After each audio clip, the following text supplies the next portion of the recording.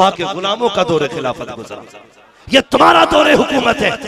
तुम सामने से गोली मार के कहते हो दिमागी तवाज़ुन खराब था।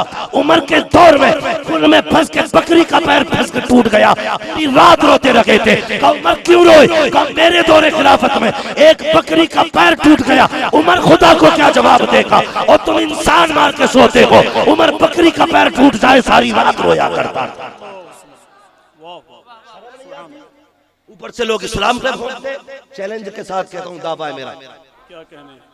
हाँ, ये इस्लाम की खूबसूरती है साहिब, ये इस्लाम। नबी का उमर कुर्सी पे बैठा कहता या सारी अल्लाह हुआ, मीलों की मसाफत दूर जंग हो रही है, कान में आवाज पहुंच गई, कान में आवाज पहुंच गई। उनके हुक्म के मुताबिक जंग का नक्शा बदल डाला। 1 महीने बाद पलटे, लोगों ने कहा क्या हुआ? कहा जंग जीत गए। कहा कैसे? कहा हम तो हारने वाले थे, उमर की आवाज कान में आ गई थी। उमर की आवाज का इतनी दूर से, कहा ऐसा लग रहा था उमर कंधे के पास से बोल रहे। ये नबी के गुलामों की बात है। और सुनना जरा दिल थाम के, मैंने पहले कहा था जगह ना मिले बेटे, देखो डिस्टर्ब ना करो।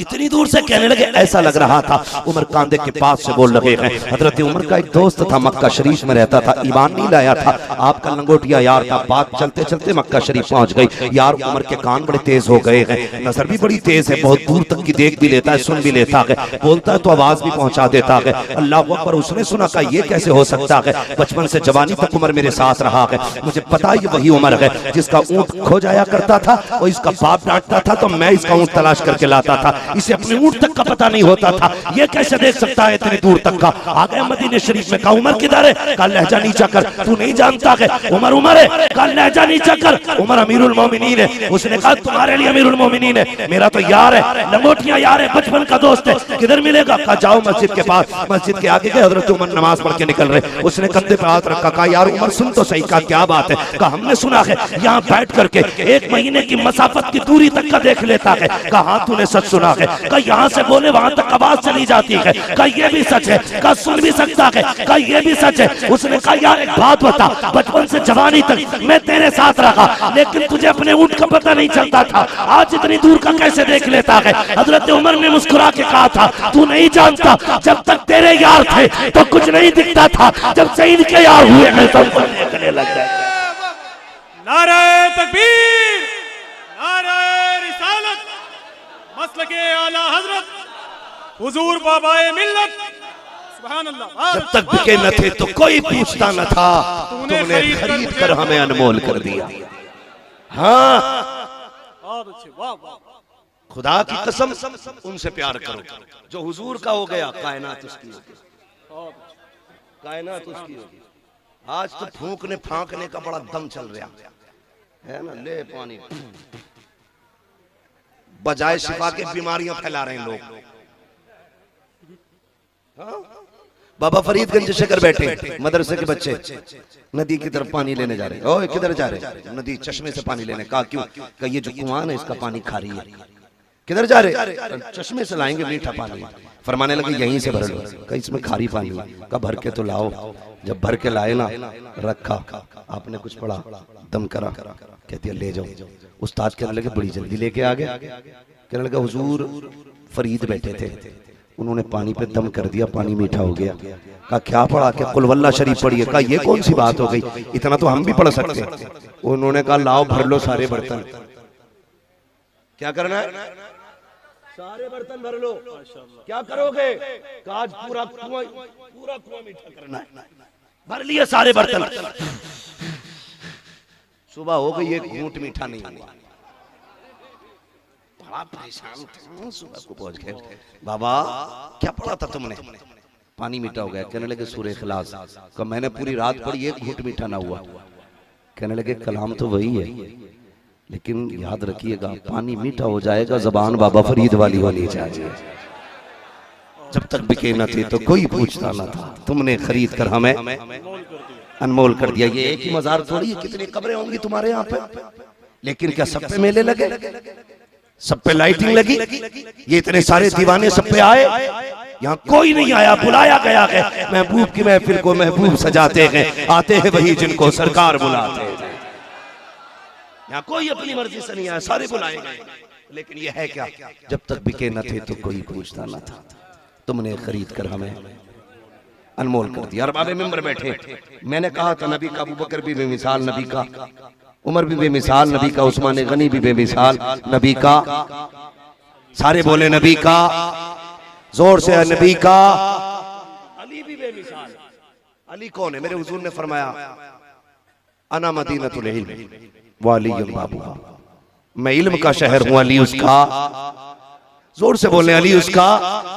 ये मशहूर बातें मैं कर रहा हूं जो सबको याद है, खाली मैं तरतीब दे रहा हूं, याद तो है आपको, लेकिन सुने गौर से। मैं इल्म का शहर हूं, अली उसका दरवाजा, ये ऐलान नबी ने किया। बात फैलती गई, दुनिया जान गई, यहूदियों तक भी ये बात पहुंची, कहने लगे हो यहां तक कि खुद जिब्रील अमीन आ गए। जब हुजूर ने कहा था अना मदीनतुल इल्म व अलीयुल बाबुहा, मैं इल्म का शहर हूं, अली उसका दरवाजा, खुद जिब्रील आ गए। कहने लगे सुनो अली। कहा क्या? हुजूर ने कहा मैं इल्म का शहर हूं, अली उसका दरवाजा है। अगर इतना ही इल्म है तो फिर बताओ जिब्रील किधर है? खुद जिब्रील आए, बताओ किधर? आपने यूं देखा, यूं देखा, यूं यूं दाएं बाएं देखा, देख के कहने लगे देखो भाई, ऊपर देखा तो अर्श तक छान डाला, जिब्रील उधर भी नहीं है। नीचे देखा सातों जमीनें उलट पलट के देख ली, जिब्रील वहीं भी, वहां भी नहीं था। मैंने दाएं बाएं आके पीछे सब में देख लिया, जिब्रील नजर नहीं आया। अगर मेरा कौल दुरुस्त है तो जिब्रील तुम ही हो। ये इल्म हज़रत अली का। अल्लाह अकबर। 12 यहूदी थे।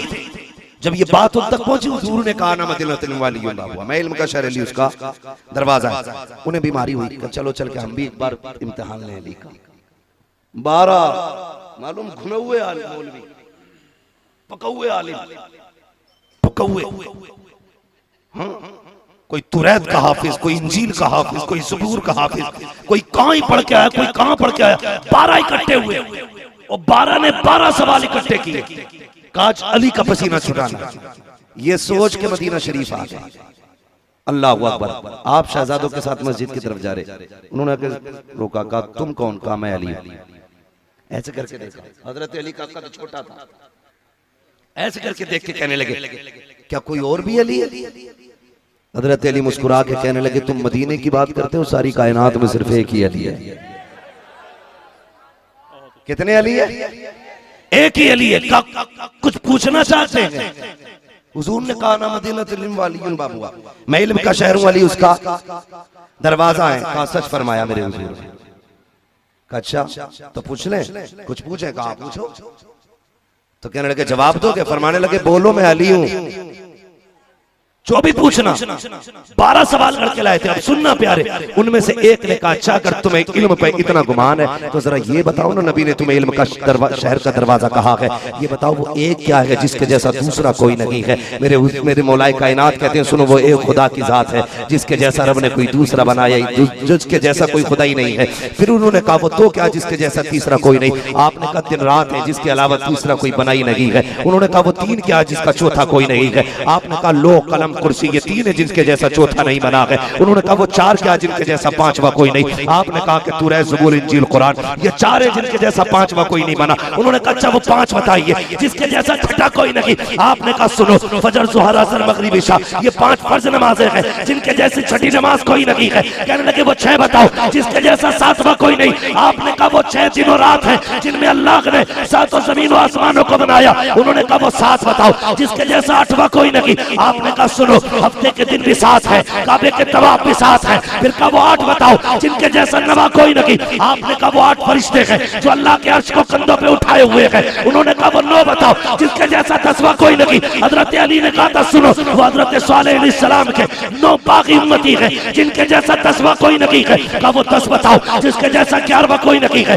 अली कहते कोई बंदा अगर हज करने के लिए आए, कोई रुकन छूट जाए, 7 रोजे यहाँ रखे, 3 रोजे घर पे रखे, दिल का आशा अशरतुन कामिला, 10 रोजे हो जाते हैं। कहते इनके जैसा 11वां रोजा कोई नहीं। कहा वो 11 बताओ जिसके जैसा 12 कोई नहीं है। हजरत अली ने कहा था सुनो, हजरत यूसुफ के भाई अल्लाह ने 11 बनाए हैं। उसके बाद उन्होंने कहा था अच्छा वो 12 बताओ जिसके जैसा 13वां कोई नहीं। अब हजरत अली कहते हैं हजरत याकूब के बेटे 12, गौर से सुनना, हजरत याकूब के बेटे 12, महीने के साल 12, और जिस दिन हुजूर तशरीफ लाए वो भी रबीउल अव्वल की 12 तारीख थी। अल्लाह या रसूल अल्लाह, वाह वाह वाह वाह वाह, जिंदाबाद जिंदाबाद या रसूल अल्लाह। हमने कहा था अल्लाह वो 12 के बारे सर पकड़ के बैठ गए। बहुत अच्छे, वाह वाह। क्या किया उन्होंने? और हम कितनी मेहनत से सवाल याद करके आए थे। हम तो बड़ी मेहनत से 12 सवाल याद करके आए थे। इन्होंने तो 2 मिनट में निपटा दिया काम। कहने लगे कुछ सवाल और पूछने। आपने कहा नमाज को देर हो रही, जल्दी बता। उन्होंने सोचा मौका अच्छा। कहने लगे हाँ नमाज को जाना, चले जाइए, पहले जवाब दीजिए। वो ये सोच रहे थे अगर ये नमाज की वजह से जवाब नहीं देते हैं तब भी हमारी जीत है, और रुक जाते तो नमाज छूट जाएगी। हम कहेंगे अली तो नमाज छोड़ देता है। ये सोच के उन्होंने ना अच्छा फिर वो 12 के बस एक सवाल और है, एक सवाल और। कहा कौन सा? सुनना प्यारे।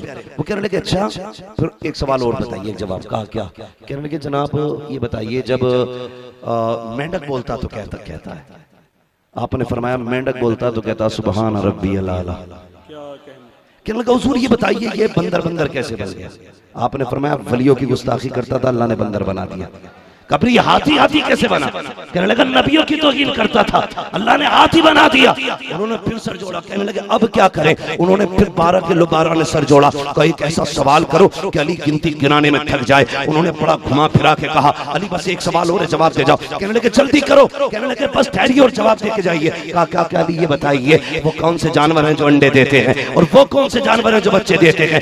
ये सोच रहे थे। अली गिनती कराएंगे कबूतर, फाख्ता, मुर्गी, बत्तख का, इसमें टाइम निकल जाएगा, फिर एक एक करके कैसे गिनाएंगे और बताएंगे भी कैसे, सोचने में वक्त चाहिए। कहने लगे अली ये बताइए वो कौन से जानवर हैं जो अंडे देते हैं, वो कौन से जानवर हैं जो बच्चे देते हैं? आपने मुस्कुरा के कहा इतनी छोटी सी बात का लो, जिनके कान अंदर को होते हैं वो अंडे देते हैं, जिनके कान बाहर होते हैं वो बच्चे देते हैं। कहते हैं हिसाब लगाते रहो, डॉल्फिन इतनी बड़ी है, कान अंदर को है, अंडे देती है। चुहिया इतनी छोटी है, कान बाहर को है, बच्चे देती है। काली बता रहा है हिसाब तुम लगा लेना। ये कह के चले, लोग तोड़े। काली कहाँ जा रहे हो? का नमाज पढ़ने। का अकेले ना जा, हाथ बढ़ा, हमें भी खुदा की चौखट तक लेके चला। नारे तकबीर, नारे रिसालत, मसलके आला हजरत, उर्से मुहद्दिसे नेपाल, फैज़ाने हुजूर बाबाए मिल्लत। माशाअल्लाह वजह है जरा कह दे या रसूल अल्लाह। हम सुन्नी बरेली वाले, हम सुन्नी, जोर से हम सुन्नी बरेली वाले। और हम बरेली वाले इसलिए नहीं कि सुरमा है वहां का, इसलिए नहीं अंगूठी भी मिलती है नग वाली, इसलिए हम बरेली वाले हैं कि बरेली में मुस्तफा की अजमत का पहरेदार लेटा है, इसलिए हम बरेली वाले हैं। समझ गए ना मेरी बात? अल्लाह अकबर। हम बरेली भी सुन्नी हैं, हम हुजूर के 4 यारों को मानते हैं। और याद रखिए एक बात और बता दो, अली अली है, उस्मान उस्मान है, उमर है, अबू बकर है। बांटना मत, छोटा बड़ा न करना भाई। मैं आपको बता दूं खुदा की कसम, जो जमहूर उलमा का और जमहूर का जो अकीदा रहा है वो यही है कि नबियों के बाद उम्मत में सबसे पहला मकाम अबू बकर सिद्दीक का है। बस जिस तरतीब से खिलाफत है उसी तरतीब से आप इज्जत भी करेंगे, उसी हिसाब से अफजलियत तस्लीम करेंगे। कोई भी आके कोई दलील दे, बहस नहीं करना, अकीदा खराब नहीं करना।